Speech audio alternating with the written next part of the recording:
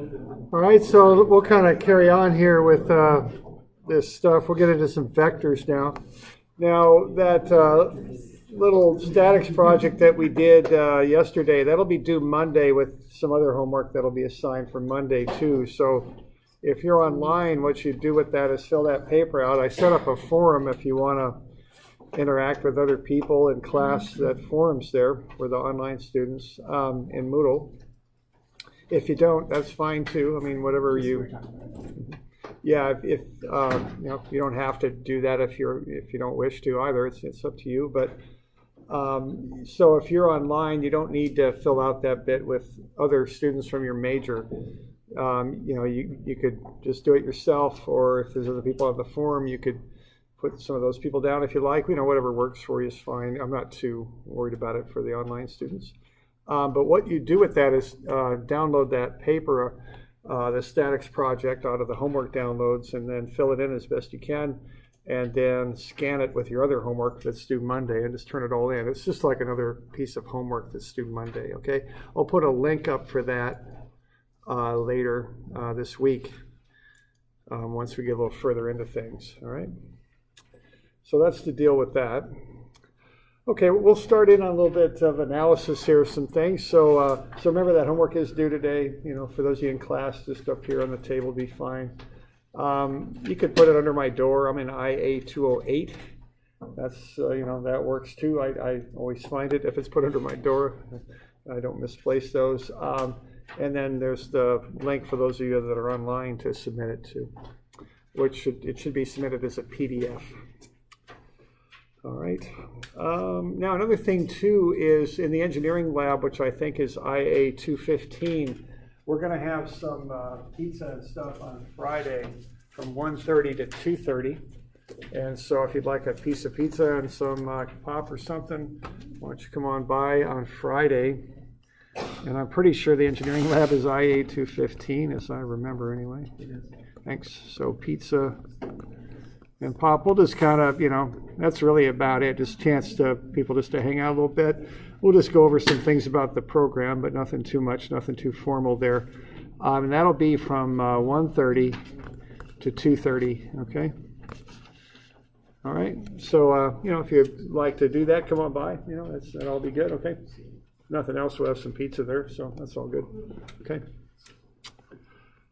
All right, so what we're going to do here, we were looking, so we got any questions on anything here? Are we doing okay?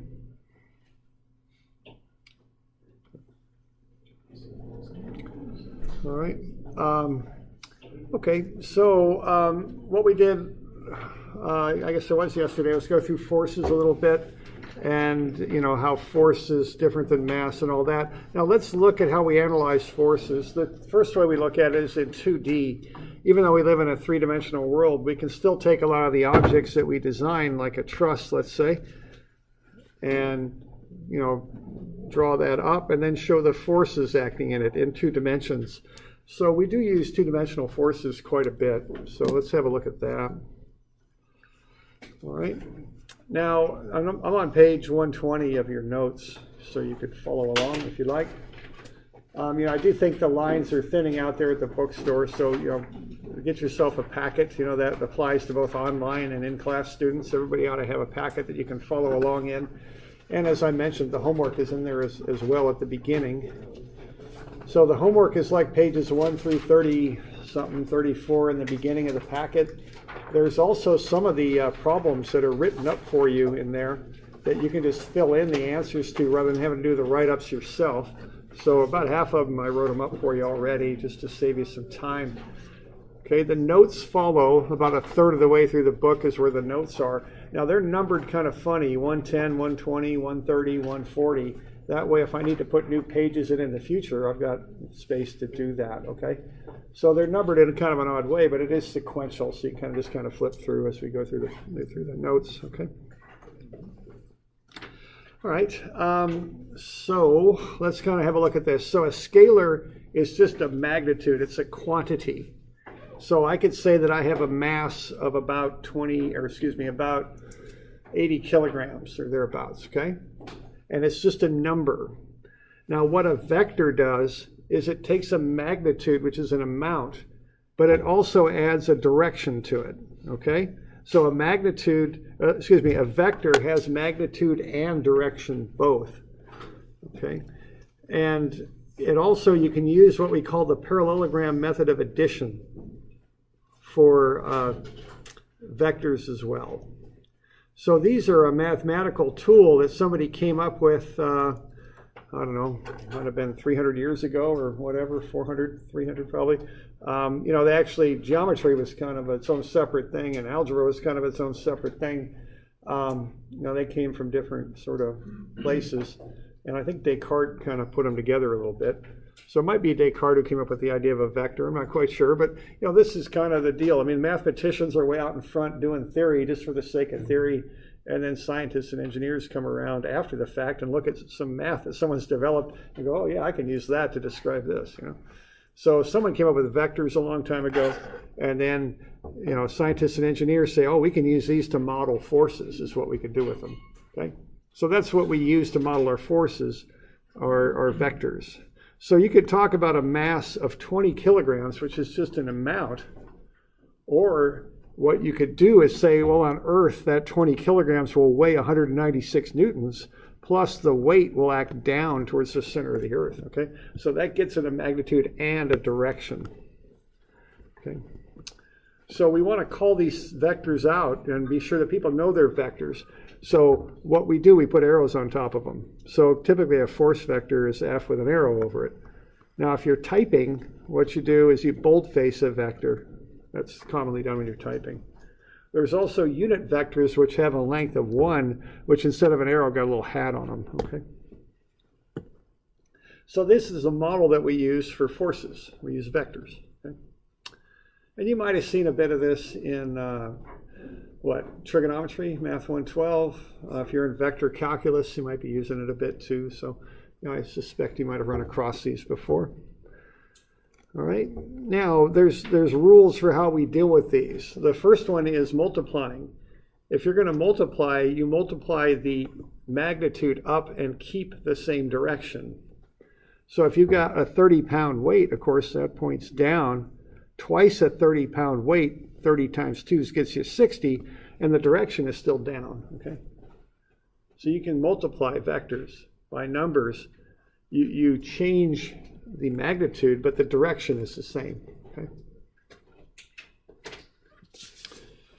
Now, when you add vectors up, you got to be a little bit careful because they point in different directions, all right? So there's different ways of doing this. Okay, the sum of two vectors is called a resultant. Okay, so if you add two vectors together, you get a resultant. You can add them in two different ways. You can put the vectors tail to tail and then draw in lines that are parallel to each of the vectors. And where those two parallel lines intersect is the head of the sum vector, the resultant vector. So if I want to add A and B, I can put them tail to tail, draw in two lines that are parallel. Okay, so the line parallel to B starts at the end of the arrow of A. The line that's parallel to A starts at the end of the arrow for B. You intersect the two, connect where the two original vectors intersected to where your two parallel lines intersect, and that's the resultant vector.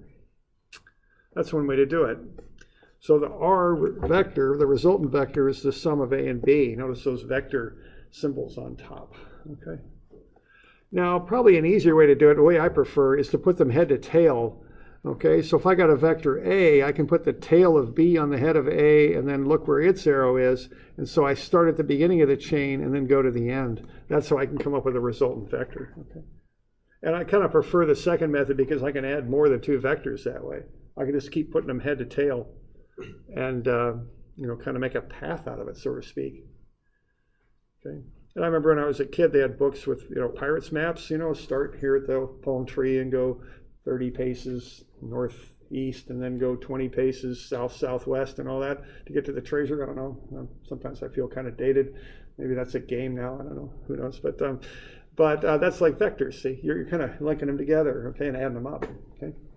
So you could give a series of instructions of how to walk, or you could just say start here and here's where you end up, you know. So the resultant is the sum of the parts. Okay. Now to subtract vectors, you just take the negative of one. So a plus b is shown there to get the resultant.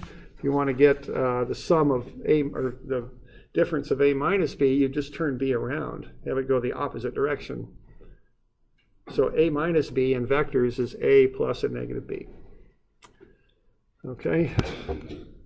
So you got to be kind of careful with this, right? Because, you know, in vectors, what's 3 plus 4 if the vectors are pointing like that?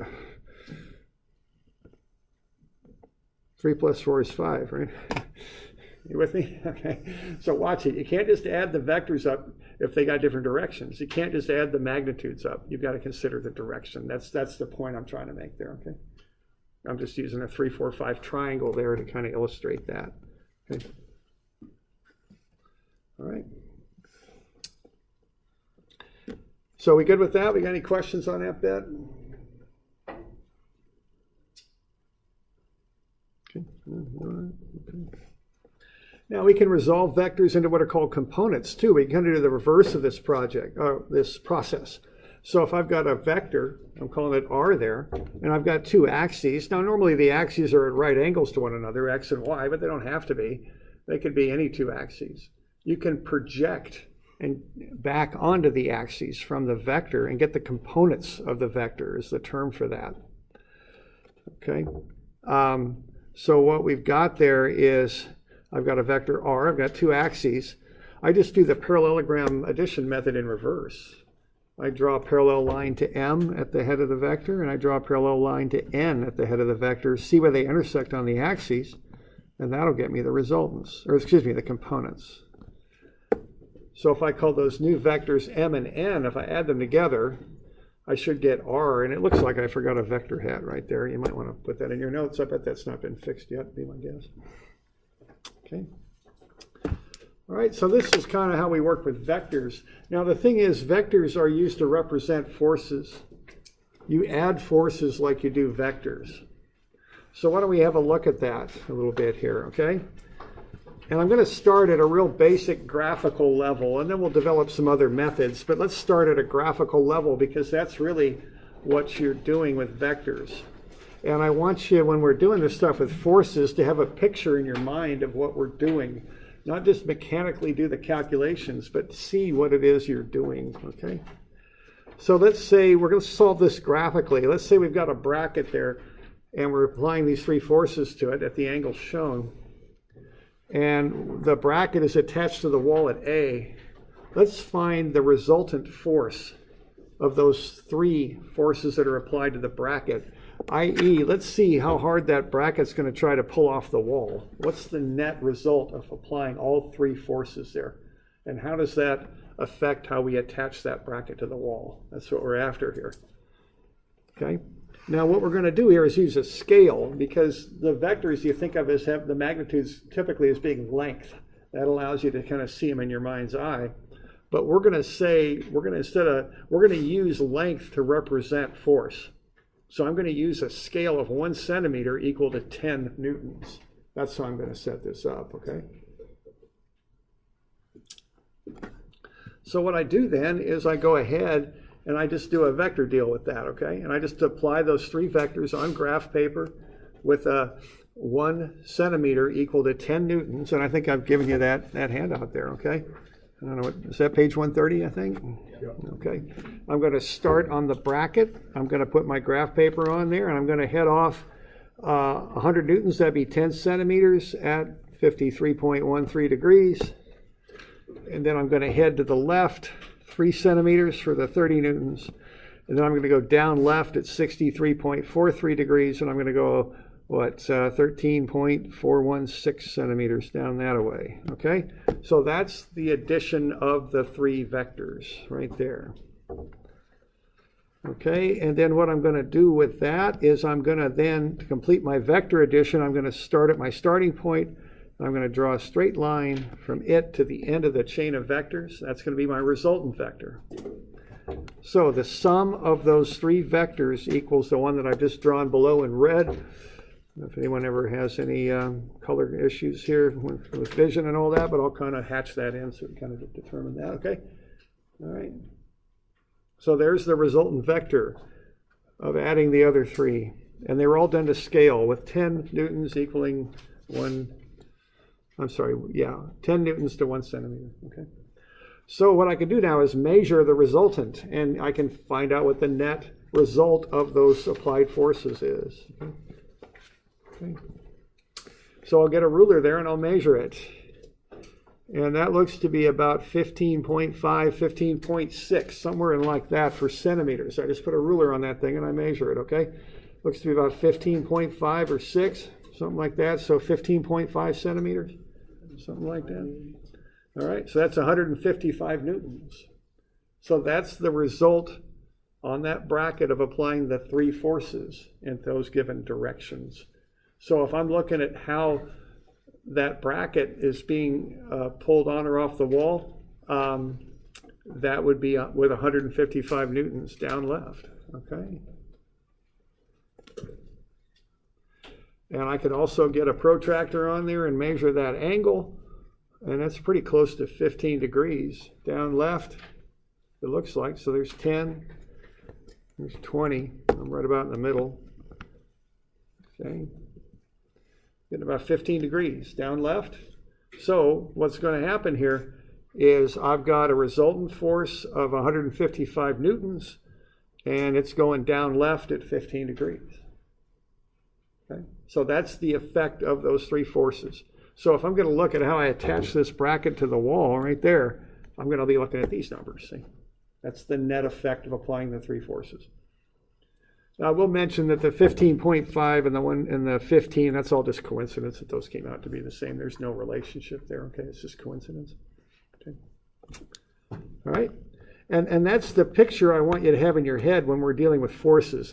Now, there's other ways of calculating this, and we'll do this on our calculators. We'll, come up with a little right angle trig and do it that way.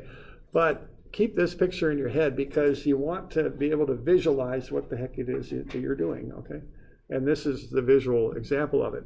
Now, I used a ruler, I used a protractor. That's not an exact answer, but I don't care. It's close enough. If I'm designing this, that would be plenty good, I'm sure. Okay. So we good with that? Okay. And they actually used to do stuff like this, I don't know, 100 or so years ago. They had these really elaborate graphical solutions to problems that they used to employ. But nowadays we got calculators and all that. We don't bother with it. It's not the best way to do it. But back in the day, they actually did stuff like this. Okay. All right. Now let's kind of become a little bit more modern here, and let's look at how we handle this. See, the problem we've got here is direction. Okay, we can't add those three numbers together. Let's say in our example, we can't add 130 and 134.16 because they don't act in the same direction. It doesn't have meaning to add those pure numbers together because they don't act in the same direction. If you want to add them up, arithmetically, you got to break them up into directions, x and y. You can add x forces together. You can add y forces together. That has meaning. But if they're at different angles, you can't add the numbers together. It doesn't have any meaning. So if we're going to do this analytically, we're going to use a little right angle trig here. We're going to break up a force vector into an x and a y component. And we'll use x and y axes at right angles. Okay, and we'll get a little bit fancy about this. Well, because we'll develop this later. But we can actually come up with what we call unit direction vectors, which point in the x and y directions. So the I vector points in the x direction and has a magnitude of 1. The j vector points in the y direction and has a magnitude of 1. Okay? So those are unit direction vectors. They point in a given direction and have a magnitude of 1. Their purpose then is to show direction. So this is just about notation here.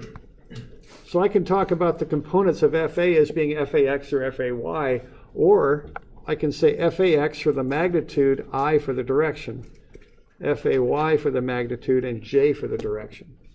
It's another way you can do it. It's not a big deal. It's just a notational sort of thing that we're looking at, okay? So what we're doing, but the purpose of that is to break that up into a magnitude and a direction to kind of separate those things. That's the reason for that notation there. Okay.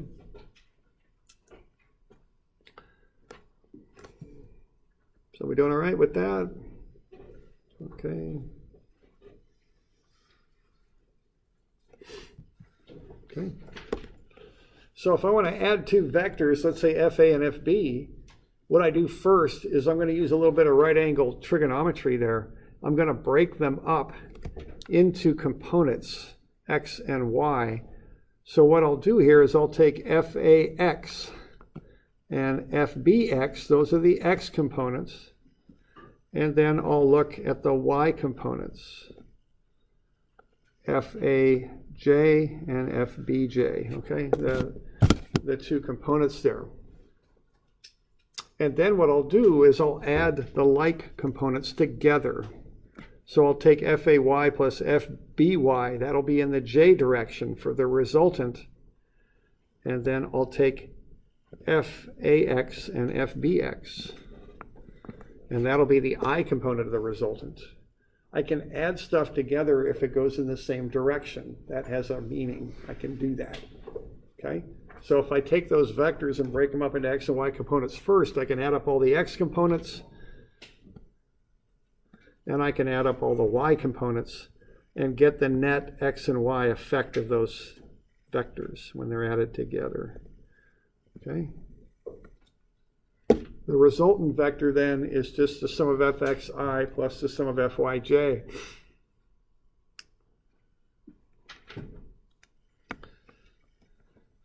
All right, now if I want to find the magnitude of the resultant, I've got x and y components.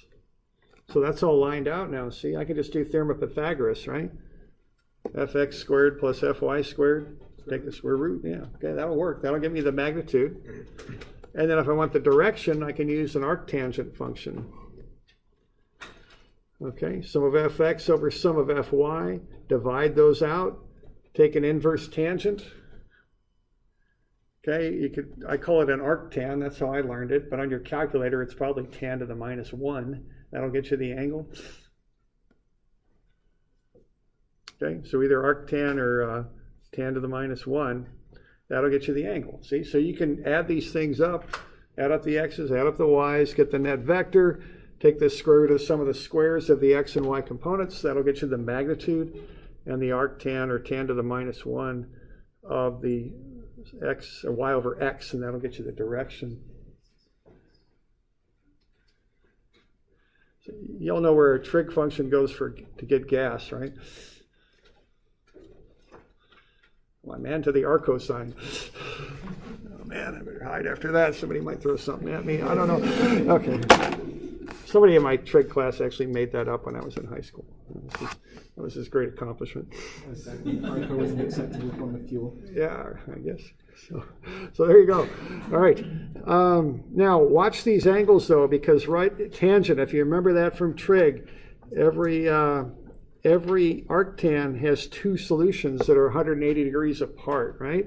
Because what a tangent is a slope of a line. Okay.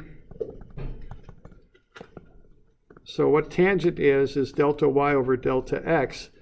That's one possible solution, but there's another one too over here, and they'll both get you the same tangent, okay? Because delta y over delta x will equal minus delta y over negative delta x. So be careful on that. Sometimes you've got to look at your answer and maybe add or subtract 180 to it to get the true answer. Well, I'll give you an example of that later, but just put that in the back of your mind. That might come up sometime, okay? Because for every tangent, there's two solutions. That's the idea. Okay? They're 180 degrees apart. Okay, so let's give this a run again, and let's do it a more modern way. So same problem. Let's just solve it different. But let's illustrate something here, okay? Okay, let's not only solve it, but let's solve it in a way that someone else can follow very clearly what we're doing. And let's also lay this thing out, okay? Let's start doing this kind of engineering style, okay? And when I'm doing stuff engineering style, I want to turn myself into a human spreadsheet, okay? I want to make it nice and clean and laid out and just knock right through it, because I make a lot less errors when I do that. So I've got this set up in a table, okay? And I want to get that across to you. Start to develop habits that reduce errors. Okay? If you make a numerical error on a homework problem, I'll take a point off. If you make a numerical error when you're setting grade stakes, when you're surveying, you could have $100,000 taken off pretty quick if you're not careful, okay? Now, none of us are perfect at this, but get good habits. That's how we reduce errors. And don't try and build the habits when you're done with school and start working and people start getting angry at you. Start building the habits now, okay? Nice and clean, lay it out, take your time, get the structure, think about how you lay out your work, because that can help you reduce errors, okay? So what I've got here is a table set up. I did this on purpose, okay? All right, so let's kind of walk on through this one. Let's take each one of these forces and break it up into x and y components. So I've got a 100 Newton force, that's at 53.13 degrees. Now that's going up and to the left, isn't it? Okay, so what I'm going to do with that thing is I'm going to take it and break it up into, I can think of this two ways. I think of it as taking it and breaking it up into a right triangle. All right, and so what I'm going to do is, in my mind, I'm going to see this. I got an X leg to the thing. If I can get this thing to come on out there, and if I can pick the proper color, here we go. I got an X part. And I've got a Y part. And what that is a right triangle. And I don't know if you all remember this from Trig. And that's a right triangle there. And I can use trigonometry there to solve that out, can't I? Now, there's two ways to go about it. I can use that angle there. And if I do that, that's the angle with the horizontal. This will be what? Cosine theta times F. Let's call it F, I guess. F, and this will be sine theta times F. Now we're going to do a lot of trig here in this class and in dynamics and a little bit in strength. So we want to be sure that we're good with right angle trig here, that we remember this stuff because we use it an awful lot. Okay, y'all good with that triangle there? Y'all remember this stuff? Okay. Now I can do it that way, and that's how I like to do it. Now if I do it that way, I got to be a little careful here. I got to watch the sign. See, that sine theta F, that's up, that's positive. I'm not worried about that. But that Fx, that's going to have to, I'm going to have to put the negative in there myself. Okay, I have to see that Fx goes to the left. Left is negative. So I'm going to have to see that and call it negative. Okay, that's how I like to do it. Now, some people prefer to use this angle. And I guess I used theta already, so I'll call that phi. And then if they want to get that thing broken up into components, this will just be cosine phi f, and this will be sine phi f. You can go ahead and do it that way, and the signs will just come out. They'll just work out for you. You don't have to worry about putting a negative in there if you always reference to the positive axis. Okay? So you can do it either way. I kind of prefer this because this is how I visualize it. That's how I see it. But everybody can do it their own way, all right? So here, you supply the sign. If you're doing it that way, if you're doing it this way, the sign is, I guess, I don't know. I don't know the right words to use here, but I'll just kind of do this off the top of my head. Automatically generated if you do it this way, okay? So it's up to you. Okay, but y'all with me there? What I'm talking about? Okay, and again, it's just a right angle trig that we use, but we use it an awful lot. So, you know, kind of review this stuff if you need to and kind of get it straight. Okay. All right. So what I can do then, I've got that 53.13 degree angle given. Now I could also put this angle in here, which is 126.87, and to get that I'd take what, 180 minus 53.13? I could use either angle. I did it both ways, and you'll see that in either way I do it, I get the same answer. The one thing here is when I use the 53.13, I have to supply that negative. I have to say that vector goes to the left. Left is negative x. Y'all good with that? Okay. So either way you do it, you can go minus cosine 53.13 times 100 is negative 60, or you can just say cosine 126.87 times 100 is negative 60. You can go sine 53.13 times 100, or you could use sine 126.87 times 100. You'll get the same answer either way. They're both positive, okay? All right.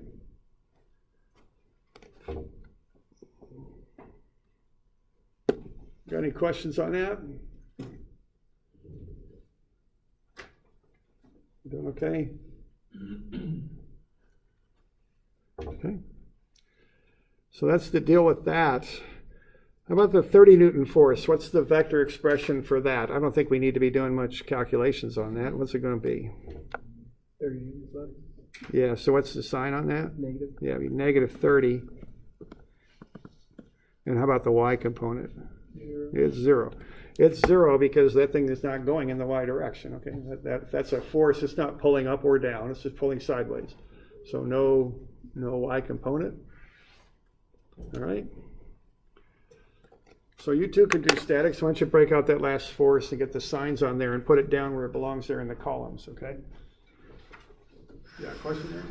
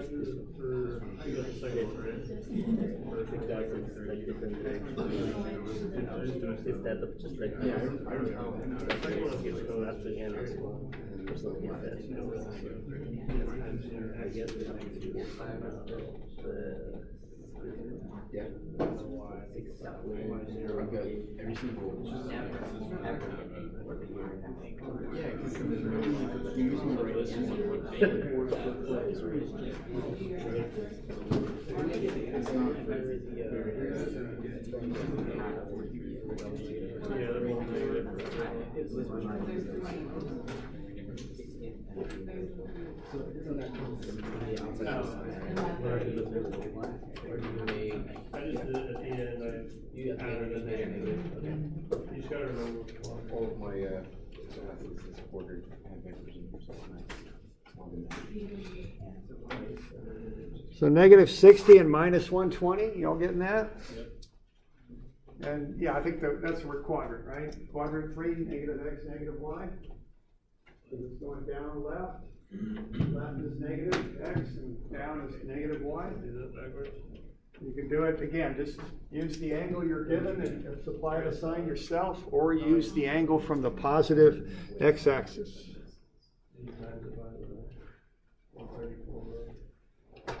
Yeah, you might have a look at your calculators of what you radian mode. Watch out, if you're in a math class, it might be in radian mode. Sine of 30 ought to be 0.5. If sine 30 is not 0.5, you're probably in radian mode. It's probably where you're at. So watch that if you got a calculator. You can also convert to radian. I don't think so. Yeah, that's what I'm saying. You can convert degrees to radians.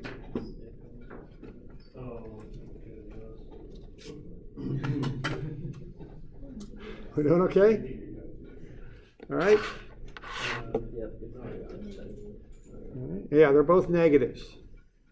And see, I'm kind of looking ahead on this, aren't I? Because see, I got all the x's in a column and all the y's in a column.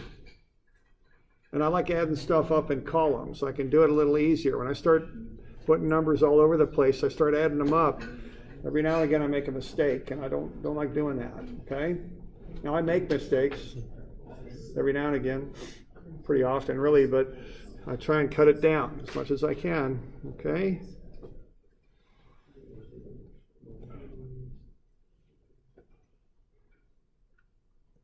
All right, we good? Because the next thing we're going to do, we add up the x's and we add up the y's. See, that's the next step.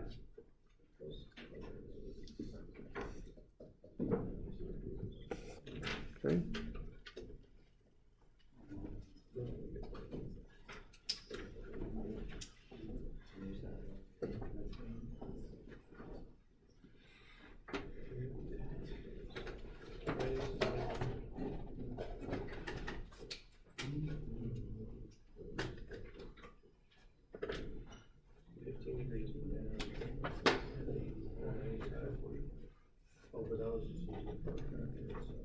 All right with that? So I'm just adding up the columns. This is FR is what I've got down here. What I'm doing, I'm just adding up that and adding up that. Watch your signs, okay?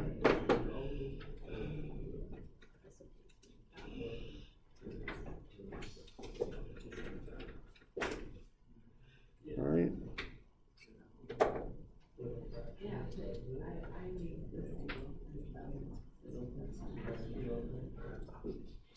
Okay. Okay, now just a quick note on calculators too. You know, on homework, use whatever the heck calculator you want, but on a test, it's got to be a non-programmable calculator. That's pretty standard at OSU now. So now, just a quick note on that. If you got a big high-powered TI, a TI 80-something, get a TI low-powered calculator because you'll remember the syntax better. Okay? Don't get a cheap calculator, come here on a test, and learn how to use the calculator during the test. Do not make that error. That's a bad idea because each calculator's got its own little syntax things. Get that figured out before you try and use the thing on a test. Okay, I just want to straight up tell everybody that. So it has to be non-programmable. Can't be a phone. You know, it's got to be a calculator. And just be sure you know how to use it before you come here. Okay. All right. We good? Okay, we add those up. Okay, now the magnitude is going to be square root of some of the squares. So we everybody got that all worked out? Okay. Okay, square root of some of the squares. So 150 plus negative 40. So negative 150 squared plus negative 40 squared is 155. That's the magnitude. And that's actually, we got that when we did it graphically on the previous page, didn't we? Got the same thing. So that wasn't too bad graphically. That was pretty close. Okay, and then how about the angle? How are we going to do that? Arctan, yeah. Okay, now let's have a look and see what happens when we use arctan, okay?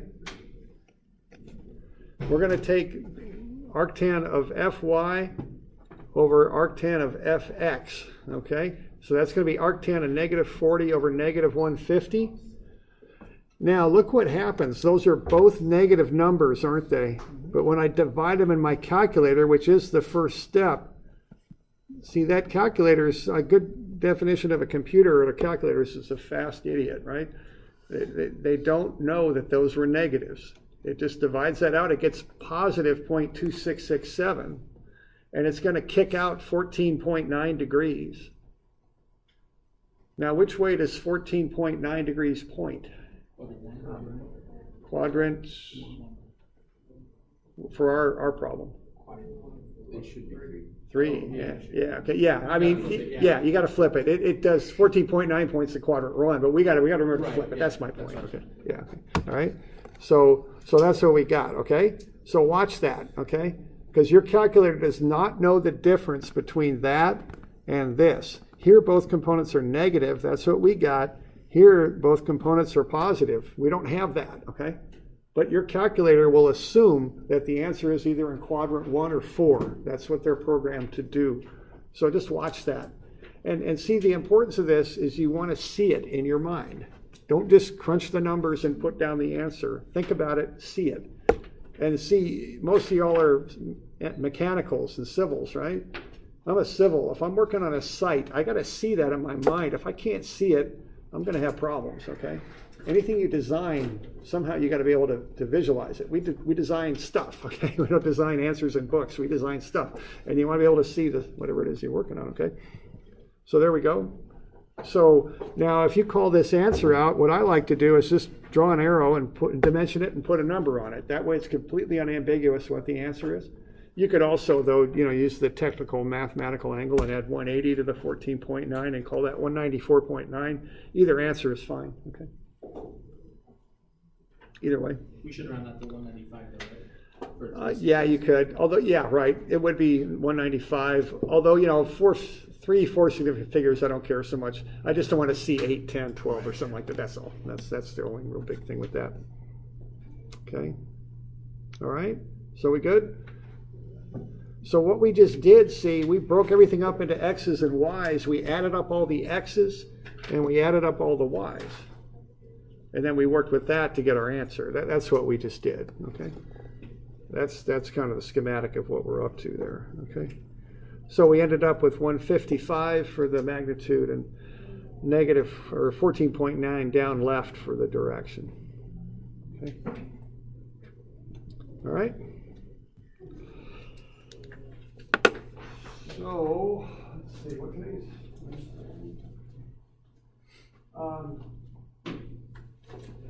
Get you one or two of these to do. These will be due Monday also, so we'll have a few things to do on Monday. We'll cover them on Friday is what we'll do, I think. So how about, yeah, we got to do a couple of these. So how about doing 122, and that's graphically, okay? I do want you to use graph paper on that. I think I even gave you graph paper in the packet if you want. And then 131 and 132, which are analytically using Trig. Okay. And these will be due on Monday. I'm sorry now? Just number 122 or? No, all three of them. I'm just calling out the method for the doing of them. Oh, all three methods on the 122? Are you talking about all three vectors on them? No, I'm just saying do 122 graphically. Oh, I see the other two. Okay. I was looking at the board. Okay, no worries. Okay. And those are due Monday, and I believe that's August or October 1st, I think. Okay, so what we got due Monday here so far are these three, and then we've got also that little thing we did yesterday in class, okay? Yeah. Okay. All right, so we're good? All right.